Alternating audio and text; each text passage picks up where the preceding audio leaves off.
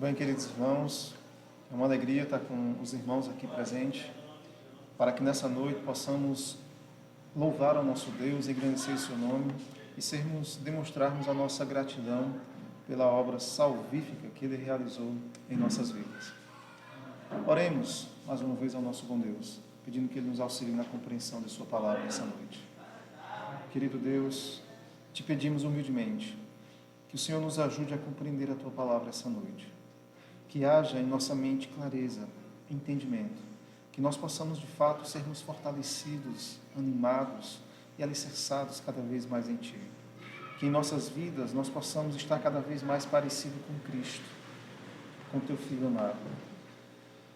Querido Pai, dá-nos um coração mais temente, um coração mais apaixonado, um coração mais grato. Que haja em nossa vida, querido Deus, um testemunho da nossa gratidão a Ti. Que haja em nossa vida evidências concretas da nossa comunhão com o Senhor. Querido Deus, recebe essa oração em nome do Senhor Jesus. Amém.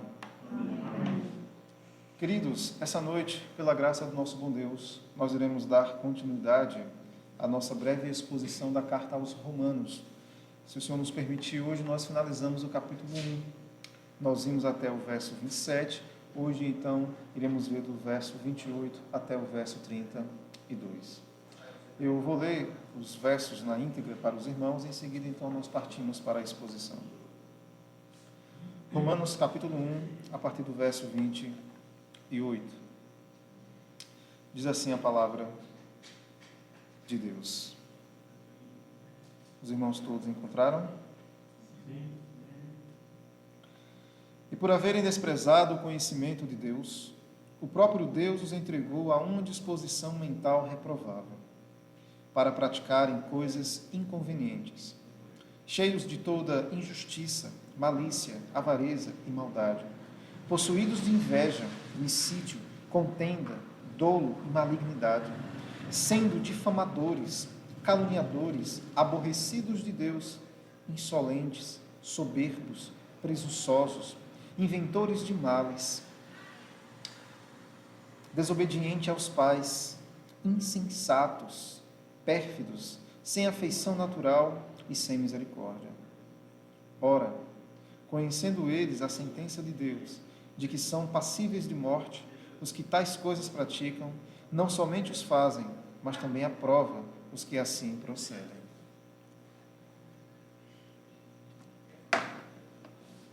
Queridos, nós estamos vendo Paulo fazendo uma apresentação do Evangelho, mostrando o porquê que o homem precisa ouvir a mensagem do Evangelho. E nós vimos com muita clareza que o Evangelho é o poder de Deus para a salvação de todo aquele que nele crê. Nós vimos que as Escrituras nos revelam com muita clareza que do céu Deus tem revelado a sua ira contra toda a perversão e impiedade dos homens, pois eles têm retido a verdade pela injustiça. Eles têm trocado a verdade de Deus em mentira. Por isso, tais homens são indesculpáveis, pois tendo conhecimento de Deus, não glorificaram como Deus, nem lhe deram graças. Vimos que o coração do homem se tornou obscurecido e insensato. Vimos que, como forma de punição, Deus os entregou, primeiro, a imundícia, que nós vimos que está relacionado à impureza sexual. Segundo, Deus os entregou a paixões infames, que são desejos vergonhosos. Agora, iremos ver que Deus os entregou a uma disposição mental reprovável. Relembrando aos irmãos que essa expressão os entregou, não é Deus deixando para lá, mas é Deus punindo, é Deus castigando, é Deus revelando a sua ira contra a rebeldia do coração humano. Só relendo aqui com os irmãos rapidinho, o verso 28 diz: E por haverem desprezado o conhecimento de Deus, o próprio Deus os entregou a uma disposição mental reprovável, para praticarem coisas inconvenientes. Como nós já aprendemos, queridos, uma das formas de Deus punir o pecador é permitir que ele se afunde cada vez mais em seus pecados.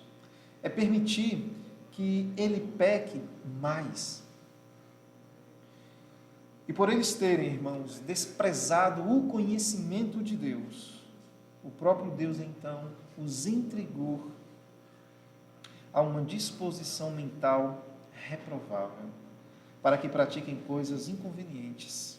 E em seguida, do verso 9 até o verso 31, Paulo então dá uma lista do que são essas práticas inconvenientes que Deus os entregou. O homem, ele rejeitou a Deus. E por isso, Deus também o rejeitou. E a forma de Deus demonstrar a sua rejeição é os entregando aos seus próprios desejos pecaminosos. É Deus permitindo que eles se afundem cada vez mais em seus pecados. É Deus permitir que eles coloquem para fora todo o potencial de sua natureza pecaminosa.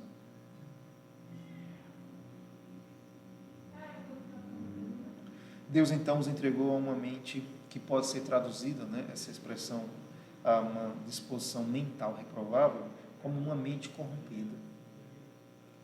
E essa mente corrompida, ela não consegue discernir o que é certo e errado. Uma mente assim, irmãos, ela não consegue perceber as consequências de suas ações. Não consegue enxergar o pecado que está praticando. Mas tenta, de todas as formas, justificar os seus atos pecaminosos. O homem entregue a essa disposição mental reprovável, essa pessoa não reconhece o seu erro, ela não reconhece o pecado que pratica, ela não olha para o pecado e entende que é pecado. Ela não consegue enxergar o erro, nem tampouco as consequências de suas ações, porque ela está em uma disposição mental reprovável. Ela não consegue enxergar. E Deus faz isso como punição, como castigo. Não é assim? Tente falar para uma pessoa que vive uma vida em pecado. Tente dizer para ela que esse modo de vida dela é errado. Ela vai rir de você. Tente chegar para um alcoólatra e dizer que a cachaça dele, a forma como ele bebe, é errado. Ele vai rir de você. Mas errado é você que não bebe. Eles não conseguem enxergar o modo de vida deles como sendo errado. Eles olham para o estilo de vida deles e entendem que a vida é assim, que tem que ser vivida. E não adianta. Lembra, Deus tem tirado o pé do freio. E nós estamos vendo isso. A nossa geração tem presenciado isso. Pois a iniquidade do coração humano tem cada vez mais aumentando. Os homens vêm cada vez mais perdendo o temor.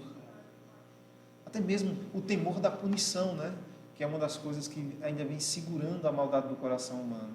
Eles estão perdendo isso. Começa dentro de casa, na lista aqui, fala que a desobediência aos pais é fruto disso, é resultado de Deus tirar o pé do freio.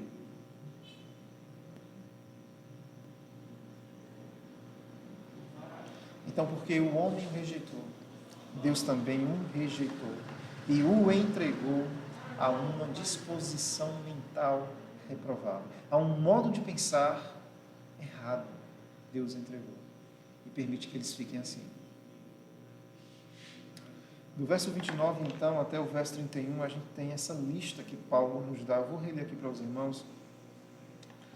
Cheios de toda injustiça, malícia, avareza e maldade, possuídos de inveja, homicídio, contendas, dolo e malignidade, sendo difamadores, caluniadores, aborrecidos de Deus, insolentes, soberbos, presunçosos, inventores de males, desobedientes aos pais, insensatos, pérfidos, sem afeição natural e sem misericórdia. A lista que Paulo dá aqui contém 21 pecados. Eu vou ler aqui para os irmãos os 21. Paulo aqui, irmão, nos dá uma lista de pecados que Deus entregou aos homens por conta de sua rebeldia. É claro que a lista não está completa. Não era o objetivo de Paulo fazer uma lista exaustiva, porque seria uma lista muito grande, muito grande. mas ela revela para nós a natureza do coração humano. Embora ela não seja uma lista completa de todos os pecados, né, que o homem comete, mas é uma lista que nos dá uma noção, que nos revela com clareza como é a natureza e o estado do coração humano. O primeiro pecado mencionado por Paulo aqui na lista é cheio de toda injustiça. Assim é o coração do homem, né? Nós já aprendemos desde cedo, né, quando estamos sendo evangelizados, que o coração do homem, ele é desesperadamente o quê? Corrupto. Ele não é somente corrupto, mas ele é desesperadamente corrupto. A inclinação do coração do homem é para o mal. É contrário a Deus. É para fazer aquilo que Deus detesta. É para fazer aquilo que é errado. O segundo que Paulo coloca aqui é malícia. E é interessante que essa palavra malícia aqui, ela vem do grego porneia, né, que é pecado de natureza sexual. O terceiro pecado mencionado por Paulo aqui é a avareza, que é do grego pleonexia, né, que é um desejo ávido de ter mais. Não existe isso no coração do homem, quanto mais tem, mais quer. E ele passa por cima de tudo, né, de todos, para conseguir isso. Tiago fez no capítulo 4, fala de uma forma que a gente fica até horrorizado, né? Diz que até estavam dispostos a matarem. Olha. O quarto pecado que o irmão Paulo menciona aqui é maldade, que é a depravação, que é o propósito e desejo de fazer aquilo que é mal. O quinto pecado que Paulo menciona aqui é possuídos de inveja. Não são somente invejosos, mas são possuídos por essa inveja. O sexto pecado que Paulo menciona é o homicídio. O sétimo é a contenda. Já viu? Existe isso na natureza. A natureza humana, ela gosta de confusão, irmãos. Existem questões que acontecem em nossas vidas que são tão simples de serem resolvidas, mas nós procuramos o meio mais difícil. A gente não quer resolver sem ver sangue derramado. A gente vê duas pessoas em contenda, o nosso coração, ao invés de partir para apaziguar, a gente toma partido de um e coloca fogo, coloca lenha nessa fogueira. A gente quer ver o mal. A gente não pensa assim, vou conciliar as duas partes, vou ser aqui um pacificador. Não. A gente quer ser um juiz. A gente quer ser um ditador. A gente não quer resolver as coisas, a gente quer ver a confusão. Não tem isso na natureza humana? É. Alguém fala alguma coisinha que a gente pegou pela metade, a gente quer tirar satisfação. Foi o que você falou? Diga aí, foi. É assim a nossa natureza. Ela não é pacífica, mas ela é agressiva. Já perceberam isso? Claro, eu não estou dizendo que é assim em todos. Não estou dizendo que todos, né, cometem esse pecado aqui. Os pecados que estão registrados aqui. Mas não é assim a natureza humana? É desse jeito. O oitavo pecado que Paulo menciona aqui é o dolo, que é do grego dolos, né? Engano, fraude. O pecado número 9, citado aqui por Paulo, é a malignidade, que do grego significa um mau caráter. É a astúcia maliciosa. O pecado número 10 aqui listado por Paulo é difamadores, que do grego, traduzindo, irmãos, é aquele que murmura, né? Um murmurador, é um difamador. Pecado número 11, caluniadores. O de número 12, aborrecidos de Deus, que traduzindo do grego literalmente é que odeiam a Deus. São pessoas que odeiam, não é que não gosta de Deus, é que odeia a Deus do fundo do seu coração. É uma natureza contrária ao Criador. E nós temos, irmãos, alguma evidência disso? Do ódio que o homem tem para com Deus?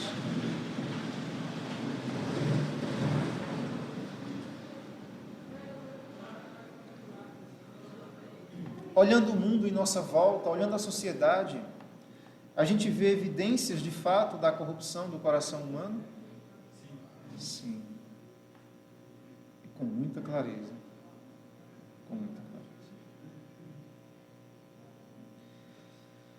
O pecado número 13 são insolentes. Insolentes. O número 14 são soberbos. São orgulhosos. O número 15 são presunçosos, né? São arrogantes. Além de orgulhosos, são arrogantes. E número 16 são inventores de males. O homem tem uma criatividade imensa para pecar. Fica maquinando mal, o seu coração fica maquinando mal, formas de pecar, formas de fazer aquilo que Deus detesta. Eles são inventores de males. Existe uma criatividade no coração humano de fazer o mal. De número 17, são desobedientes aos pais. Deus coloca a desobediência aos pais como sendo o resultado da ira de Deus ter os entregado a uma disposição mental reprovável. E número 18, são insensatos. Ou seja, são tolos, sem entendimento, um louco, alguém sem juízo. É alguém que não age de forma racional, não age pela razão, mas vivem somente pelas emoções. Nós falamos um pouco disso hoje de manhã, né? O pecado número 19, deixado aqui por Paulo, é que eles são pérfidos, ou seja, que eles não mantêm um acordo, são infiéis. São infiéis. O pecado número 20, listado aqui por Paulo, é que são sem afeição natural. Uma pessoa sem afeição natural, irmãos, são pessoas que são insociáveis, elas não conseguem socializar com os outros, é uma pessoa cruel, uma pessoa que ela não esboça sentimentos, é uma pessoa cruel. O pecado número 21, e o último da lista aqui que Paulo colocou, é que eles são sem misericórdia, ou seja, são pessoas impiedosas. Impiedosas. Queridos, essa lista que Paulo colocou aqui, Paulo estava fazendo um diagnóstico da sociedade em sua época. E nós podemos ver com muita clareza que é um diagnóstico do coração do homem, independente da época em que ele esteja. Nós pegando essa lista que Paulo colocou aqui, e olhar para o mundo em que nós vivemos, olhar para a sociedade em que nós vivemos, iremos ver que não mudou. Continua a mesma coisa. E para ser justo, não é exatamente igual, vem piorando cada vez mais. Piorando. E o que é isso? Nós sabemos. É Deus tirando o pé do freio.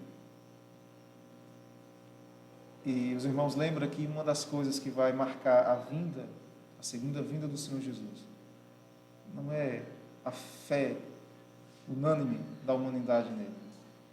Não é. Mas é o aumento da maldade. O aumento da incredulidade. Paulo diz que uma das marcas, né, da segunda vinda de Cristo será a apostasia. É o abandono dos caminhos de Deus. E a gente olhando o mundo em volta, o que mais a gente vê isso? A gente olha para o meio cristão, o meio evangélico, e a gente percebe um desvio moral e ético das Escrituras muito grande. Muito grande. A gente olha para os movimentos que se dizem ser evangélicos e a gente não consegue ver as raízes realmente do Evangelho nesses movimentos que carregam o nome de evangélicos. A gente não consegue, claro, não são todos, mas a gente olha e nós não conseguimos ver evidências deste Evangelho.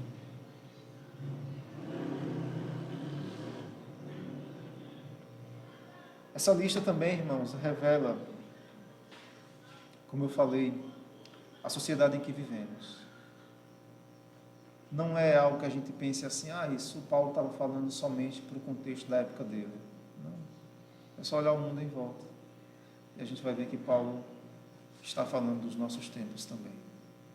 Como os irmãos lembram, as Escrituras, ela não é nem antiga, mas também ela não é moderna. A palavra de Deus, ela é eterna.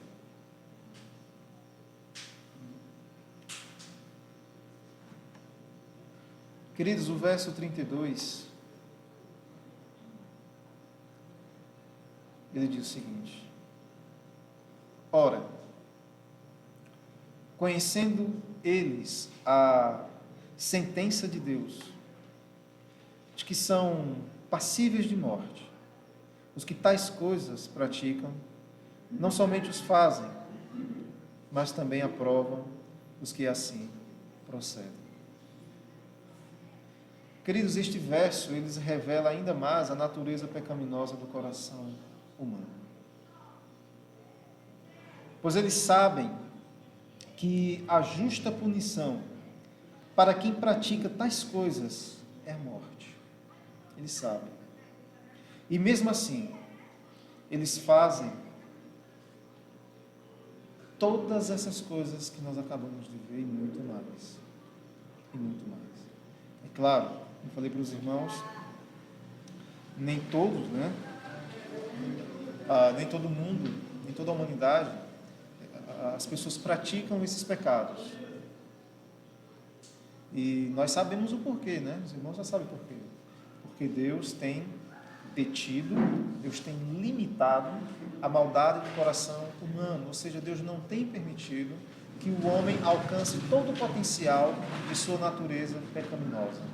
Deus tem usado as autoridades para isso.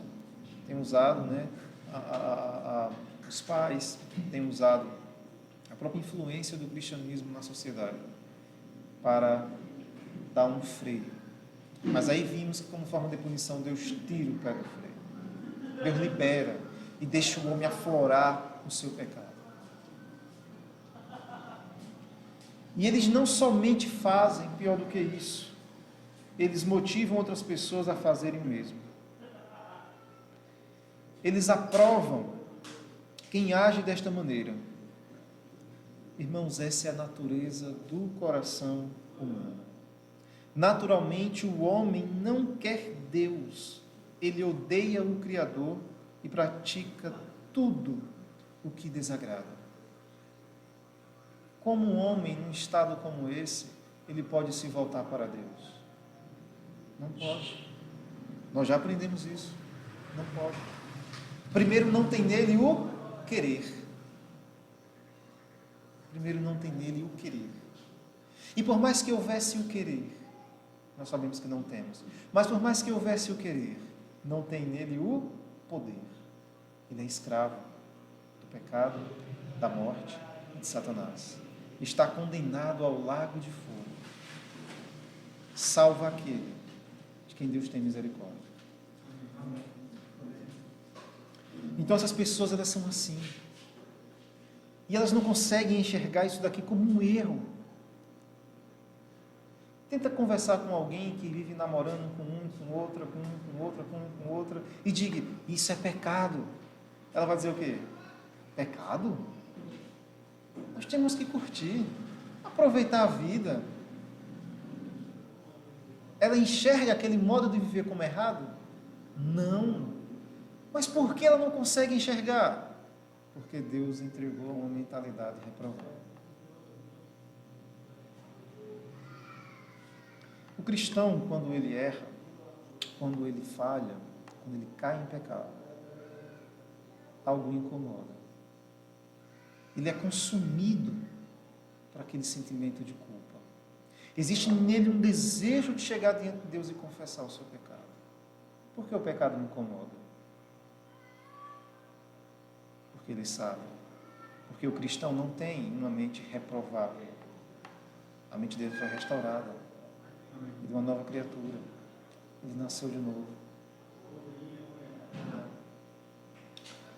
E o cristão que é cristão, ele passa por essas lutas. Passa por essas batalhas. E é isso que nós devemos fazer, irmãos. Diante do pecado, a nossa postura deve ser de lamento. Devemos lamentar por nossas falhas.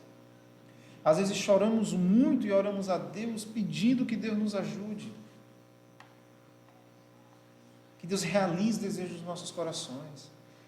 Oramos chorando, soluçando, porque houve uma frustração em nossa vida. Mas quantas as vezes nós choramos diante de Deus por conta do pecado que cometemos? Quantas as vezes nós sentimos realmente ódio pelo pecado, um ódio santo? Quantas as vezes de fato nos aborrecemos pelo pecado? Choramos diante de Deus confessando: Senhor, eu errei, falhei contra Ti. Quantas as vezes?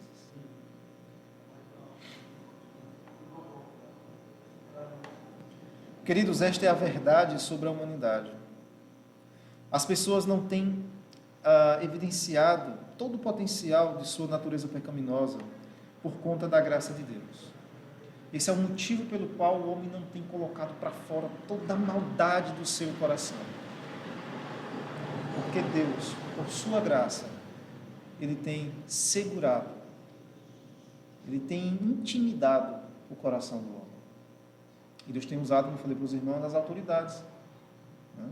As pessoas têm medo de serem presas, têm medo de serem processadas, então por isso que elas não fazem determinadas coisas.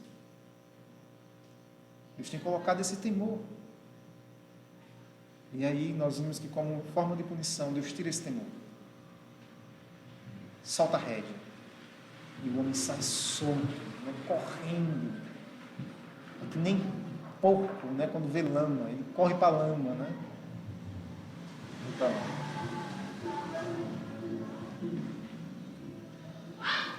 Então, por conta da graça de Deus, que por meio das autoridades e da influência do cristianismo, tem colocado um freio na maldade do coração humano. Mas, como vimos, como forma de punição, o Senhor tem tirado o pé do freio, permitindo que o homem coloque para fora todo o potencial de sua natureza pecaminosa. E é justamente isso que nós vemos no mundo em nossa volta. Exatamente isso. Quando olhamos para a sociedade, o que encontramos é uma postura completamente contrária ao nosso Deus. Os princípios morais e éticos que o nosso Deus ensina em sua santa palavra vêm sendo cada vez mais atacados. Percebemos que a sociedade tem se levantado cada vez mais contra o Senhor. São criativos em fazer o mal. Cada vez mais inventam formas de pecar. O homem está cada vez mais se tornando irracional, sendo guiados apenas pelos seus desejos pecaminosos. O homem, ele tem cada vez mais, se os irmãos prestarem atenção, eles têm vivido uma vida cada vez mais superficial. O homem, por ter se afastado de Deus, por ter abandonado a Deus, por não ter Deus mais como referência, o homem então não tem um padrão moral e ético, ele não tem um padrão em sua vida daquilo que é certo e errado. Para ele, o certo e errado é aquilo que ele sente, é aquilo que ele pensa, é aquilo que ele deseja. E as pessoas têm vivido cada vez mais sendo guiadas pelas suas emoções, pelos seus sentimentos. O homem vem cada vez mais sendo irracional. Por isso é uma geração fraca de caráter, como nós temos presenciado. Não tem valores morais. Não tem. Observe o mundo em volta de vocês, queridos. E os irmãos vão ver que isso aqui é uma evidência clara diante dos nossos olhos, de que Deus de fato tem revelado do céu a sua ira. Mas nem isso, eles não percebem isso. Eles não percebem. Não podem. Deus entregou a uma disposição mental reprovável. Eles aprovam o erro. Como nós vimos, eles não somente praticam, eles sabem a punição. Mas eles não se importam, fazem a si mesmo. E não somente fazem, como aplaudem aqueles que praticam a mesma coisa. Eles motivam outras pessoas a fazerem o mesmo, a se rebelarem contra o Criador. contra um Criador. Dificilmente alguém do mundo vai chegar até os irmãos e vai dar um conselho para o bem. Dificilmente. Se o patrão lhe dá uma bronca na frente de todos, pode ter certeza, vai ter alguém que vai chegar até você e vai dizer: rapaz, se fosse comigo eu deixava assim não. E tem gente que fala assim: é por isso que eu chego tarde no trabalho, que os patrões não reconhecem o que eu faço, também eu faço isso. Eles tentam justificar os seus erros, dizendo o outro errou, também o outro, não é assim? Eu já vi gente dizendo em relação à energia, né? Colocar um gato, né? Eles roubam, começa por eles o erro, eles roubam a gente, porque a gente não pode roubar também. Percebem? Eles não conseguem perceber que a argumentação deles é falha, que as atitudes dele é pior do que aquele que eles estão acusando.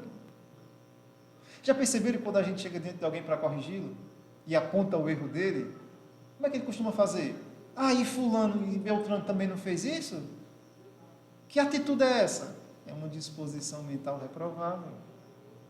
Essa pessoa está entendendo que ela está fazendo errado? Nada, ela está tentando se justificar e usa o erro dos outros para justificar os seus.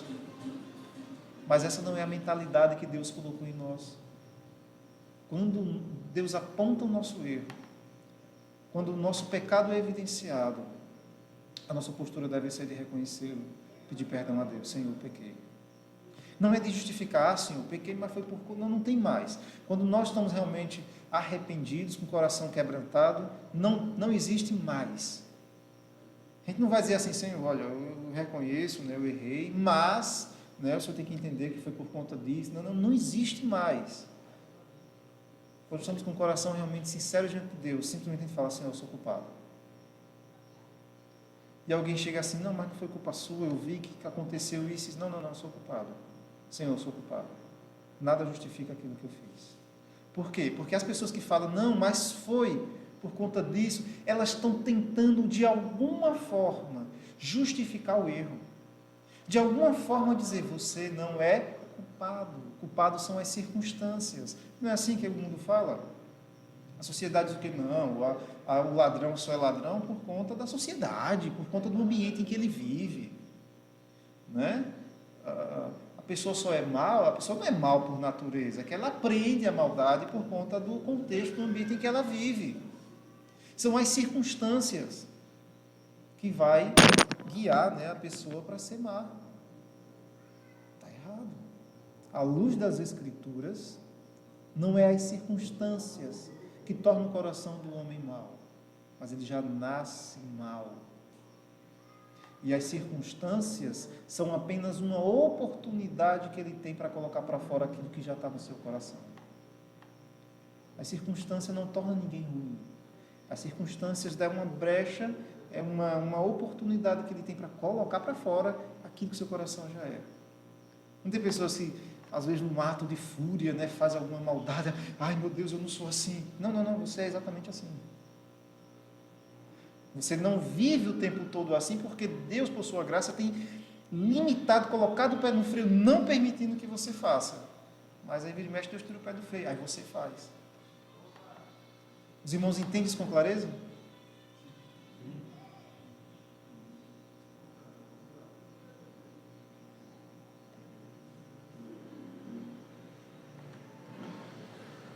O homem está cada vez mais se tornando irracional, sendo guiados apenas pelos seus desejos pecaminosos. Como nós vimos, existe na natureza humana uma criatividade incrível para fazer aquilo que é errado. Não é assim?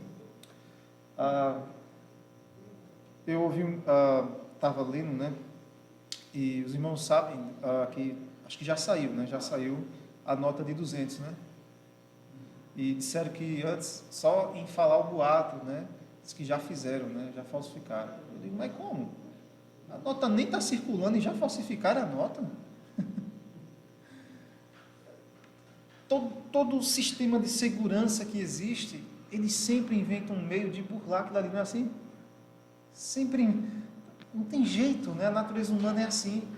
Quanto mais você cria mecanismo, né, sistema de segurança, existe no coração do homem a criatividade de fazer o mal. Isso não muda, é natureza. Somente o poder do Evangelho pode transformar a vida de uma pessoa assim.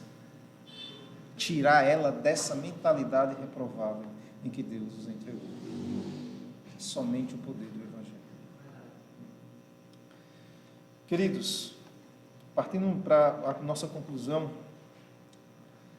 irmãos, diante de tudo isso, devemos dar graças a Deus pela obra da redenção, pelo Evangelho poderoso que nos salvou, pelo Senhor Jesus Cristo, que veio a este mundo e se sacrificou pelos eleitos de Deus. Pois éramos assim, merecedores do castigo eterno. Mas Deus, sendo rico em misericórdia, Ele nos salvou.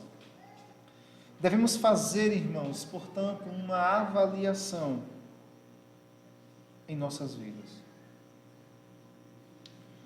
Olhe agora para a forma como você está vivendo. Pense um pouco e veja se de fato você está sendo grato a Deus por essa salvação. Olhe para a vida de cada um, irmãos. Olhe para a sua vida. E veja se você de fato está sendo grato a Deus por essa salvação. Olhe para seus atos, para suas escolhas, para a sua forma de viver. E veja se há de fato gratidão a Deus. Devemos observar as nossas vidas. Será que de fato estamos sendo gratos ao Senhor? Ou nós não temos tempo para Deus? Não temos tempo para o Senhor? Olhe, faça essa avaliação. Olhe bem direitinho. Veja se seus atos, suas escolhas estão refletindo essa gratidão. Se de fato, pela forma como estão vivendo, estão de fato sendo gratos a Deus. Se estão, continue. Se não, lembre-se, ainda há tempo. Ainda há tempo de se arrepender. E para aqueles que não estão agindo assim, que não estão sendo gratos, hoje é o dia oportuno para se arrepender diante do Senhor, para pedir perdão, para se reconciliar com o Senhor, para retornar aos caminhos de Deus, para expressar a sua gratidão pela salvação tão grande e maravilhosa com que o Senhor nos salvou. Louvado seja o Senhor, que nos salvou deste modo de pensar reprovável e renovou nossa mente pelo Espírito Santo. Que o nosso viver, irmãos, seja uma expressão de gratidão a Deus. Amém? Oremos.